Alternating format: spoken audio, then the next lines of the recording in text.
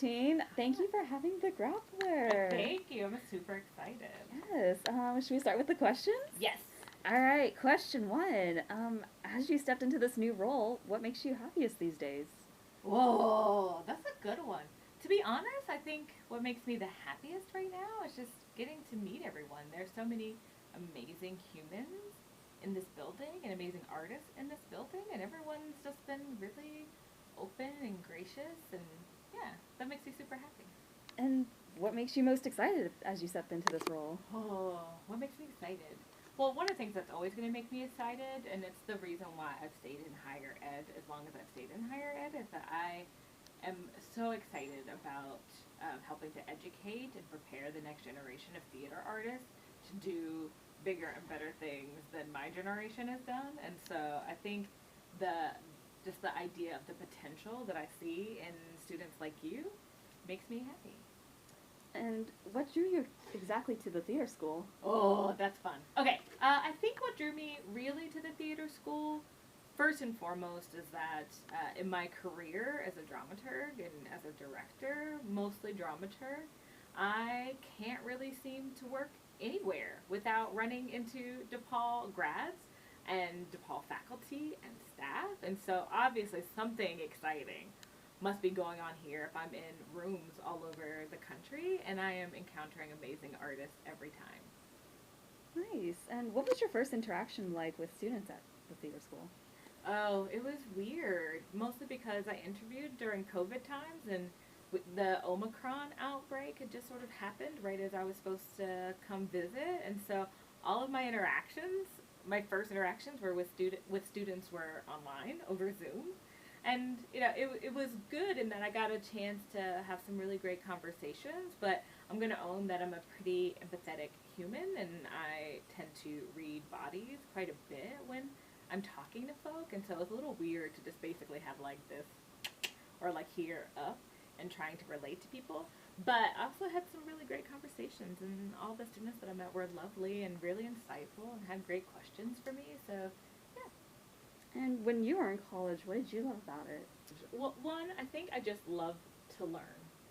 And especially, I went to a small liberal arts college that had lots of really interesting and weirdly niche classes. Like, my favorite class that I had was on witchcraft. And was there anything that you hated about it? You know, to be honest, I don't know if there's anything I really disliked about it. Because to me, it was all about potential and the seeding of potential. And so I think I feel like I left undergrad with like this sort of ginormous sense of like what the world could be for me. And do you have any advice that you give to your 18-year-old self? Advice? Stay the course. Eventually it's going to feel really hard, but the reward on the other side, totally worth it. Nice. And going back, who was the first person you called after getting the job as the dean? I called my mom first. Called my mom. And then I called my husband. Oh, but you know, you got to call your mama first. You got to call your mama. You got to call mama. Jesus. Should we take a walk? Yeah. So, welcome to Halloween Town, by the way. You're going to find that the dean's office is going to be kind of hilarious with all the holidays coming up. So, yeah. Very festive. Yeah. Is there anything you wished you knew before becoming dean? This is going to sound super trite, but I wish somebody had told me about like how ridiculous it is to park around here. That would have made my first day a whole lot easier. Very fair. Come with me. And is there one thing or a few things that you always have to bring to you with work? Bring with me to work water bottle, coffee, lipstick, and a sassy pair of glasses. Ooh, love that. Did you ever see yourself working in education? Oh, totes. Yeah. Like, basically, pretty much from when I've been in my master's degree program, what happened is I kind of created the slogan for myself that I was going to be a professor by day and a dramaturg by night. Who would have known that really what it truly meant was that I was going to be a professor and a dramaturg day and night.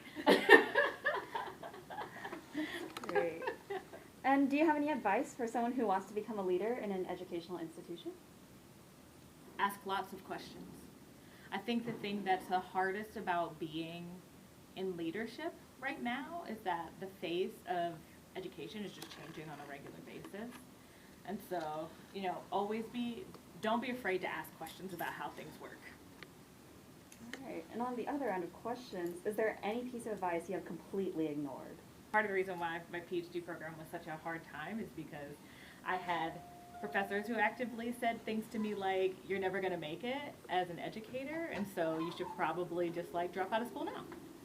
Hi! And so I definitely ignored that advice. Yeah, I think that's a good advice to ignore. And maybe the lesson is that, like, you know, not that your professors won't be great guides in terms of telling you, like, and helping you figure out what your future is going to look like, but I think it's also okay to, like, to say that you're allowed to make your own path. Yeah. And that they don't always know everything. And what do you want to be known for? That I always did right by people. Who would you say was your role model growing up? My grandma. And part of the reason why is that my grandmother is an amazingly smart human, and just a great human. And you know, she definitely lived the life that the 1930s and 40s, like the 20s, 30s, and 40s, like affords a black woman at that time, and made a beautiful life and made a beautiful family, and you know, basically was the one that told me I can do anything I want to do. When was the first time you felt successful? I think the first time that my undergraduate institution invited me back to do a lecture, I was like, okay, I've done something with myself if they think I'm important enough to come back and talk to the students. Is there any other favorite spots on campus? Favorite spots on campus? You probably may have seen it when we were in there, but my little balcony. Because I can get, you know, being on the 5th floor, I can get some quick air without having to go all the way downstairs, go outside, come back in, go all the way back upstairs. So, favorite place. And then, what's the best part about living in Chicago? All the art scene. You know, so just prior to being here, I was at UNCSA and Winston-Salem, which has an art scene, but a very different art scene. It's not really a theater art scene, it's just an arts scene, and actually probably more leans towards the visual arts, which is great. You know, I'm also a visual artist myself, but it's nice being back in a community that has a lot of theater and a lot of performance to go to. And again, And the food. That's another important one. What was it like moving to Chicago then? Well, it was a little easy for me. One, just because I have a lot of, I did a lot of work in Chicago just like prior to the pandemic and getting here, and so I have a lot of friends and colleagues already here. But then I also have family here. Like most people don't know that all of my stepdad's family's here, so my stepbrother's here, like my niece, my nephew, all those folk are here. You can come on through. We're keeping you from just, we'll go that way. We'll go that way so we can get out of the way. Exactly. I don't want to do a shot. And then, what other cities have you worked in? So, sorry y'all, but I'm about to walk right in the middle of my apologies. We'll go that way. It'll be fun. We'll walk in circles. So I've worked in Winston-Salem. I've worked in the Hudson Valley, in New York. I've worked in Salt Lake City. I've worked in, obviously, Chicago. Where else have I worked? Ashland, like at the Oregon Shakespeare Festival. Which city have you enjoyed working in the most? This answer is actually going to surprise me a little bit, but I think actually Salt Lake City. And part of the reason why is that, like, if you like being outside, like, Salt Lake City is just a beautiful, beautiful city. And I always found, like, when you find, like, the thing that's weird about Salt Lake City is that the theater community specifically is kind of, for lack of better terminology, a little segregated in terms of the kinds of theater that it makes. But if you find your group, like, you'll have like some of the best friends you'll ever make in your entire life. So yeah, we'll go with that. And is there any other city that you've always wanted to live in? You know, I forgot about DC. Maybe what I want to say is maybe I'd go back to DC. Yeah. And clearly you worked at a lot of places, so what does home mean to you? What does home mean to me? It's the place where I feel like I can just be. So I'm going to own that one of the things that most people may or may not know about me or figure out very eventually about me is that I'm a raging introvert masquerading as an extrovert. And so to me, if I can like go home and find quiet and peace, basically anywhere where my dogs are, my spouse are, and my plants, I'm good. And then is there any tradition that you absolutely love? I like the act of preparing meals. And so any tradition that requires like making meals and family gatherings are kind of my thing. So that's why I'm kind of, what I was kind of alluding to with all the decorations and things, we are headed into my season because it was like Thanksgiving and because of, you know, like Christmas and like all those moments where you just gather with a lot of folk and make a lot of food. And 9 times out of 10, because of the raging introvert, like my gatherings tend to be smaller, but I find so much joy in making food. Especially for others. Like, food is my love language. Oh, I love that. You kind of answered our next question, was do you have any pets, but would you care to gush about them? Oh, yes. Tell us more. Yeah, I have 2 chihuahuas. One is a chug, which is a chihuahua pug mix named Moira. And then I have another chihuahua. Her name is, she's a chihuahua dachshund mix, and her name is Chloe. And they're older. Chloe's 16. And Moira is 12, and they're my absolute joys. Like, ages, what is your zodiac sign? Oh, well, technically I'm a Capricorn, but really actually a Sagittorn. And like birthday is December 23rd, but like all of the like in terms of timing, all that stuff. Like I feel like I have the personality of a Sagittarius, but the work ethic of a Capricorn. But then sometimes my Capricorn can really come out. And is there anything else that you really identify with being a Capricorn? Or? You know, definitely the bad knees. As I get older, yep, the bad knees. You know, I think the thing that's always going to be a blessing and a curse is like the addiction to data and to logic. Yeah. Hi. I'm sorry. Oh no, you're totally fine. This is what happens when you walk around the building. You're gonna. Hopefully, you will run into people. Daily routine a bit. What is the first thing you thought of this morning? The first thing I thought of that I want to go back to sleep for 5 more minutes. And then, is there something you do every day without fail? There's something to me always about having like a hot beverage of some sort at the outset of the morning. So usually it's either a cup of tea or a cup of coffee, and I don't feel like a whole human until I've done one of those things. And it's not even about like the caffeine. I think it's just about having something warm in my body that just sort of like charges my senses and my soul. Yeah. Would you say that's what gets you out of the bed in the morning, or is there something else? The excitement for the day is actually the thing that gets me out of the bed. Like, I never know what my day is going to look like. And what takes up the majority of your time? Emails. That's understandable. And reading budgets. And meetings. All of those combined, sometimes at the same time, at the very same time. And how do you wind down after a hectic day? Honestly, I'm almost a little embarrassed to say this. So my secret pleasure are really dumb videos on YouTube. How do you deal with stress? I use the balcony that I have to go get some fresh air. Janie, the most awesome executive assistant ever, will go grab some water, make me go take a walk. And if you had a full day off, what would you do with it? Oh, garden. Sticking my hands right in that dirt. Like, there's something so fulfilling and grounding about putting a seed in the ground, watching it grow, and then like reaping the beauty that comes from it. Yeah. Do you have a favorite dramaturgy gig?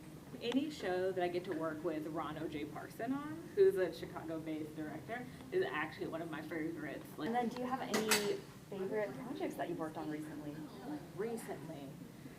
So right now I am working with one of my favorite writers named Angelica Cherie. She is writing the definitive Maya Angelou biography play, and that's been a lot of fun. I've also been working on right now I'm working on Trouble in Mind at Timeline, but I'm also going to do Tony Stone, both of those with Ron, so there you go.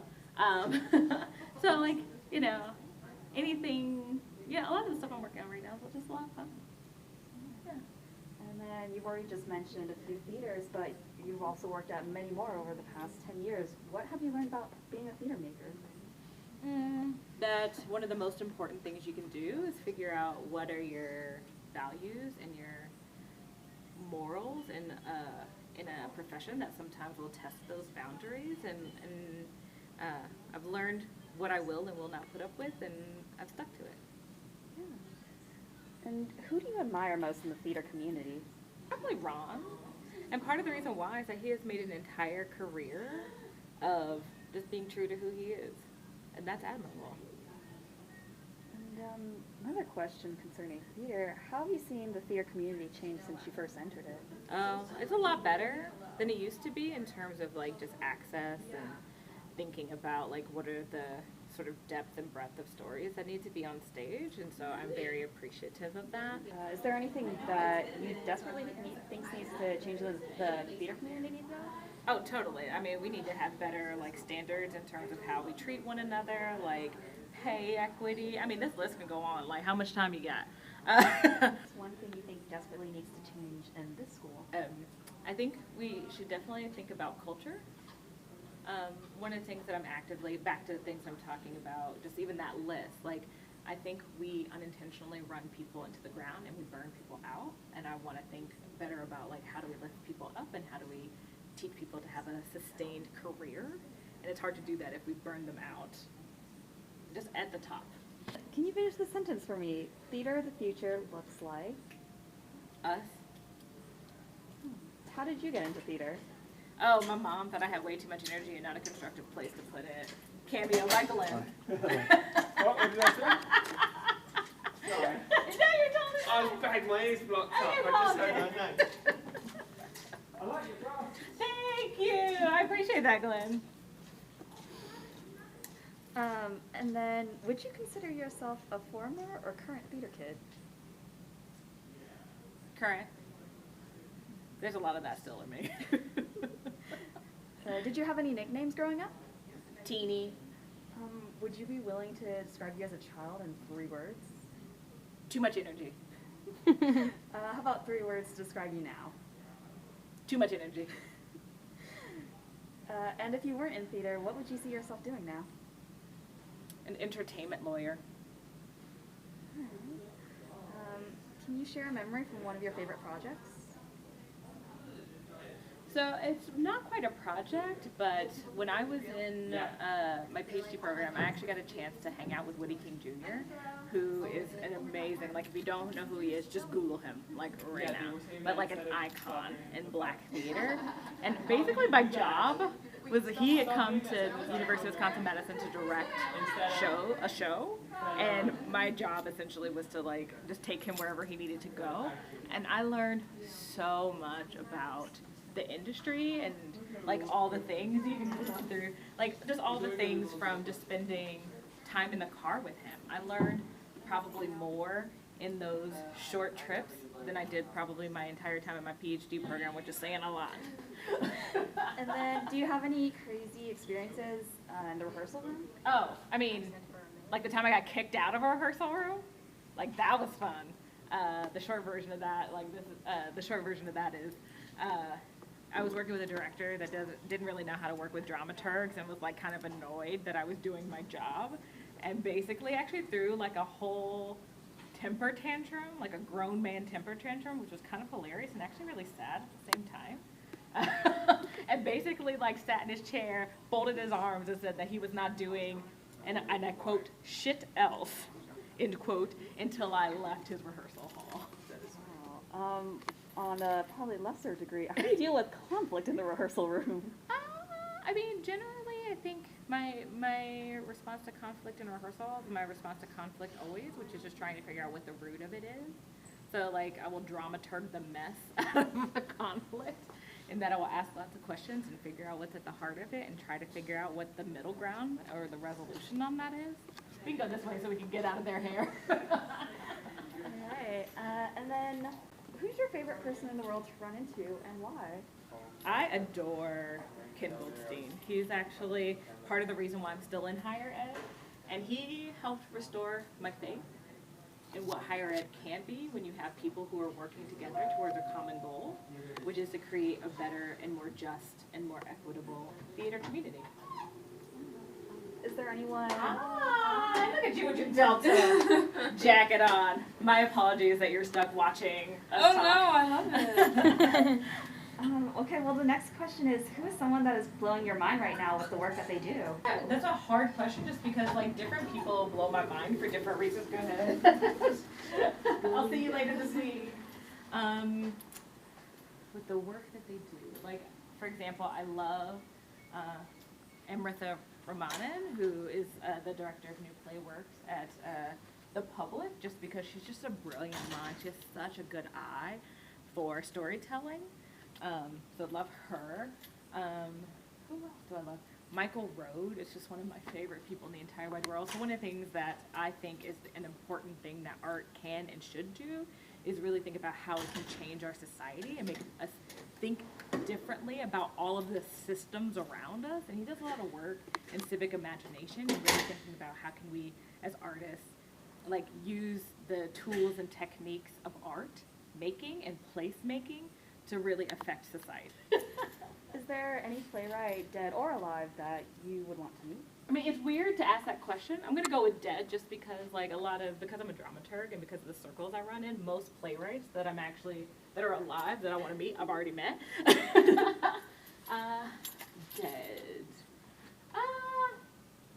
I know this is gonna sound a little trite, but so one of the things that you may not know about me is that I'm really interested in the use of violence on stage in the theater, and so one of the places that my brain automatically goes, but for a different reason than you would expect, is Shakespeare, because I just want to know, what was he thinking when he wrote Titus? I just want to know, like, dude, because I love Titus. It's actually one of my favorite Shakespearean plays because it has the sickest burn of all of Shakespearedom in it, but I'm not going to tell you what it is because it's going to force you to read the play and find it. But I just want to know, what are you thinking? What are you thinking, homie? And any other favorite play? There's so, come back in my office. Come back in my office. Because we'll turn on some lights so you can see. Okay. So, I'm really interested in a lot of Asian drama for different reasons. And, so, for example, I love XXX is a good one, and Hot Pepper, Air Conditioner and the Farewell Speech by Okada is another one that I love. Other plays that I love The Brother Size by Tarov McCraney, and I'm not just saying that because he's an alum. It's just I'm gonna own that plays that really delve into spirituality and really think about gods and goddesses in really interesting ways and their effect on humanity. It's just fascinating to me. Who else am I thinking? I love Lauren Gunderson's work, and I'm not just saying that because I collaborate with her. I just love her. Same thing with Yvonne Nolan, great Indigenous writer from Canada. So yeah. Do you think there's any plays that are overdone? Tempest, Romeo and Juliet, most Shakespeare's that you know of. I think if you're gonna do one of the lesser known ones, like Titus, like Coriolanus, Winter's Tale, Antony and Cleopatra. Is there any plays that you wish you had written? No, but that's mostly because I really actually just like being a dramaturg. I just want to help other people create their stories and their narratives. I don't know if I've written a couple plays, you'll see over there. I wrote the adaptation for Long Way Down that premiered at the Kennedy Center back in 2018, based off the Jason Reynolds novel. But I don't know, I just get more joy out of helping playwrights write their plays as opposed to wanting to write my own. Is there any plays that you wanted to direct it? That I want to direct? Definitely Titus. I'm ridiculously obsessed with that play. It's weird because I direct sometimes, but to be honest, I really would just live my ultimate happiest life if I just spend my days dramaturging things. So I just don't think about it too often. When it presents itself, I do, but. And then that leads into our next question. Do you have a favorite play that you've directed? Favorite play? That one. And not because, I find it hilarious that, Ike Holter is also an alum, but I think it's just because the cast that I had was so much fun, and like we were in a really interestingly intimate space. We had done some really inventive things with like the set and really thinking about the set's relationship to audience, things like that. So it was just a lot of fun. Do you have a favorite play that you've dramaturged? The Catastrophist, which is a Lauren Gunderson play. I just realized that this is falling over, so I'm going to fix this while we're talking because The Nightmare Before Christmas requires more do than falling over. Okay. Yes. All right, next question. What does dramaturgy mean to you? It means like storytelling at its purest and its core. Is there something that you think people often get wrong about dramaturgy? Yeah. Number one, that we're research monkeys. That's not it. I think the main thing that people get wrong is that they don't realize dramaturgs are artists. What we do requires skill and craft, and those are things that have to be cultivated over time. And how have you used your skills as a dramaturg as a dean, and have they been handy? Like, always. Like, number one, you should always be committing acts of dramaturgy, like, first and foremost. But in that, I think the pursuit of knowledge, the pursuit of truth, questioning why we're doing things the way we're doing things, for no other reason than just to discover if there's a better way to do it, all that stuff. Every day. Yep. Basically, I dramaturg this entire building every day, all day long. What is the most important quality in a dramaturg? The ability to separate your personal aesthetics from what is in service of the story. And what is the most important element to any dramaturg practice? Or dramaturgy practice, excuse me. I think it's a combination of empathy and knowledge / structure. All right.